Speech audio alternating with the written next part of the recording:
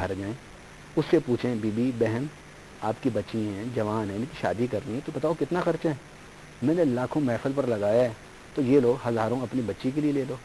اور اگر آپ کے محلے میں کوئی بچہ یتیم ہے, باپ کا سایہ اس کے سر سے اٹھ گیا ہے, تو اس در یتیم آمنہ کے لال حضرت محمد رسول اللہ صلی اللہ علیہ وسلم کی نسبت سے اس کے بچے کو جا کر سال کا تعلیمی خرچہ دے آؤ کہ بیوی یہ سال کے لیے خرچہ ہے تیرے بچے کا تعلیمی, اگلی میلاد آئے گی تو حضور کی خوشیوں کی نسبت سے پھر میں تمہیں دے دوں گا. میرا مطلب یہ ہے کہ ہمیں حضور صلی اللہ علیہ وسلم کی میلاد کی خوشیوں میں جس انداز سے ہم منا رہے ہیں اس کو باقی رکھتے ہوئے ہمیں معاشرے میں جو کرب ہے, جو دکھ ہے, جو اذیت ہے, کہ جس کو سننے کے لیے دل کے کان کی ضرورت ہے, جس کو سننے کے لیے درد دل کی ضرورت ہے, وہ پیدا کریں. اور 12 ربیع الاول کے دن ہم اپنے ملک میں, اپنے معاشرہ میں, اپنی سوسائٹی میں, اپنے محلے میں, اپنے خاندان میں جا کر انہیں سال بھر کے لیے ان کی کفالت کریں, تاکہ انہیں پتہ چلے کہ اللہ تعالیٰ نے جسے رحمت للعالمین بنایا تھا اور جو قوم ان کو رحمت للعالمین مانتی ہے, ان کی سرگرمیوں سے انسانیت کو رحمت محسوس ہو رہی ہے.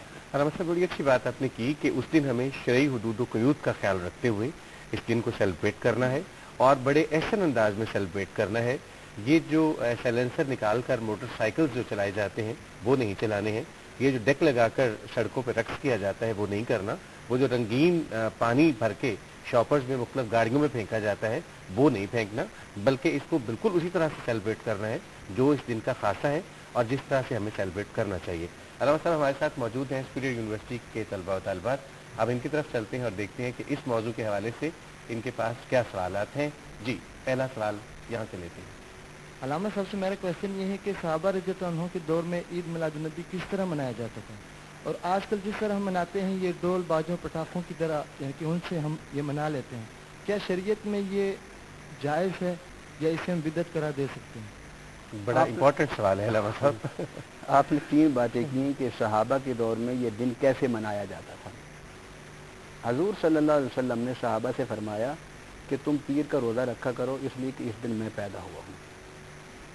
ایک بات. دوسری بات جو ہم یہ کہتے ہیں کہ آیا یہ حضور کے زمانے میں تھا, صحابہ کے زمانے میں تھا یا نہیں تھا, آج بہت سی باتیں جو مذہبی جماعتوں اور مذہبی قائدین کا شعار بن چکی ہیں, ان میں سے بہت ساری باتیں حضور صلی اللہ علیہ وسلم کے زمانے میں اور صحابہ کے زمانے میں نہیں تھیں. مثال میں ایک آپ کے سامنے رکھتا ہوں کہ حضرت عمر فاروق رضی اللہ تعالیٰ عنہ کو دور تھا, آپ مسجد نبوی میں آئے تو لوگ رمضان میں تراویح نماز پڑھ رہے تھے الگ الگ کھڑے ہو کے, کچھ 2 4 5 اس طرح منتشر کیفیت میں. تو آپ نے فرمایا کہ کل سے تم ایک امام کے پیچھے 20 رکعت پڑھو گے. آپ یہ آرڈر کر کے چلے گئے. اگلے دن آپ کام میں مشغول تھے, حضرت ابی بن کعب سے کہا کہ چلو آج ذرا دیکھتے ہیں کہ جو میں نے کل ایک حکم دیا تھا, آرڈر پاس کیا تھا, اس پر عمل ہو رہا ہے یا نہیں. آپ تشریف لائے تو آپ نے دیکھا کہ لوگ ایک صف میں کھڑے ہو کے ایک امام کے پیچھے نماز تراویح پڑھ رہے تھے. تو آپ مسکرائے, آپ نے فرمایا نعمت البدعۃ ھذہ, کہ یہ بدعت ہے لیکن اچھی بدعت ہے. گویا یہ جو ہمارا وتیرہ ہے نا کہ ہر چیز کو پہلے بدعت کہا پھر اسے مسترد کر دیا. حضرت عمر فاروق رضی اللہ تعالیٰ عنہ کے اس فرمان کے مطابق یہ ہمیں فکر ملتی ہے کہ جس چیز کو بدعت کہا جائے اسے مسترد کرنا ضروری نہیں ہوتا, اس لیے کہ بدعت کی 2 اقسام ہیں, ایک بدعت سیئہ, ایک بدعت حسنہ. آپ دیکھیے خلافت کے دور میں جتنی اسلامی مملکت اور ریاست کو ڈیولپ کیا گیا, ڈپارٹمنٹس بنائے گئے, شعبے بنائے گئے, وہ سب حضور کے زمانے میں نہیں تھے, صحابہ کرام نے بنائے. پھر اسی طرح ترقی کرتے ہوئے بعد میں جو خلفاء آئے, اموی خلفاء آئے, عباسی خلفاء آئے, انہوں نے ریاست کے پورے ڈھانچے کو بدل دیا. وہ بھی حضور صلی اللہ علیہ وسلم کے زمانے میں نہیں تھا, صحابہ کے دور میں وہ نہیں تھا ڈھانچہ. بات یہ ہوتی ہے کہ دین کی بنیادی جو روح ہے اس کو باقی رکھتے ہوئے زمانے کے ساتھ اجتہاد کی قوت سے چلنے کی اسلام اجازت دیتا ہے آپ کو. رہی تیسری بات آپ کی کہ وہ عمل جس سے ہم انجوائے کریں اور معاشرہ ڈسٹرب ہو, اسلام تو اس کی ویسی بھی اجازت نہیں دیتا, خواہ وہ 12 ربیع الاول کے دن ہو یا 12 ربیع الاول کے علاوہ ہو. آپ وہ کام کریں کہ جس میں رحمت للعالمین صلی اللہ علیہ وسلم کی نسبت سے انسانیت کو رحمت کا پیغام جاتا ہو، امن کا پیغام جاتا ہو، اخوت کا پیغام جاتا ہو، محبت کا پیغام جاتا ہو، وہ کام جس سے دوسرے پریشان ہوں، دوسرے ڈسٹرب ہوں، دوسروں کو نقصان پہنچے، اسلام تو اس کی اجازت نہیں دیتا۔ علامہ صاحب تھینک یو ویری مچ. ابھی اور سوالات ہم یقیناً لیں گے ان طلبہ و طالبات سے، لیکن ایک چھوٹا سا وقفہ ہے، آپ کہیں جائیے گا نہیں، آپ ہمارا ساتھ دیجیے گا. چھوٹے سے وقفے کے بعد آپ سے ابھی ملاقات ہوتی ہے.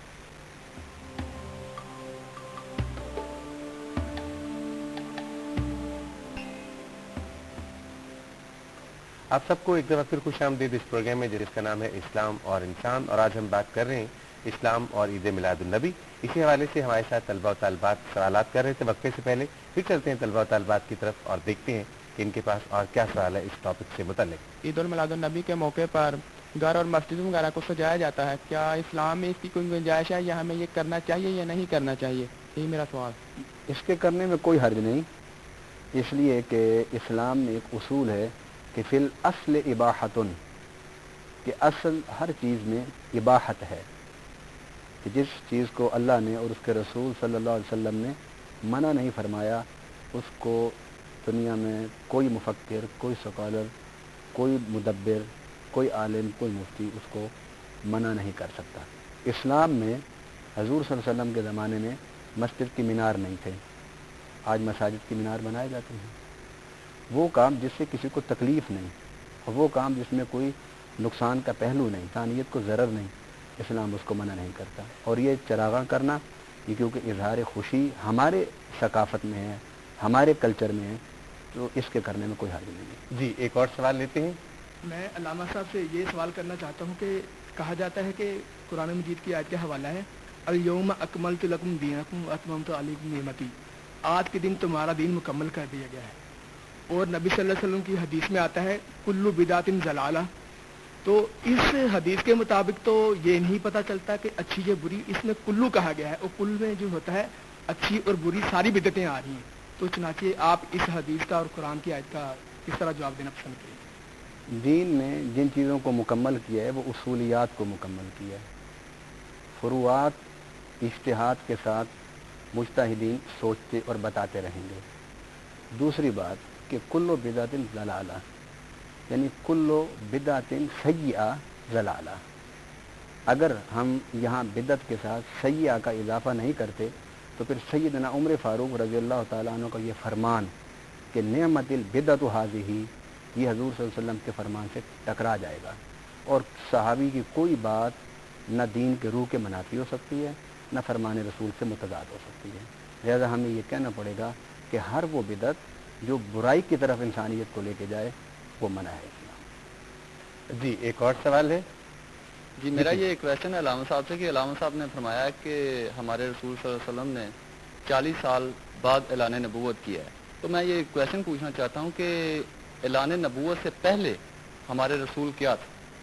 آپ لفظ اعلان سے اگر غور فرمائیں تو اعلان، اظہار، یہ اس بات کو ثابت کرتا ہے کہ اعلان نبوت سے پہلے بھی وہ نبی تھے.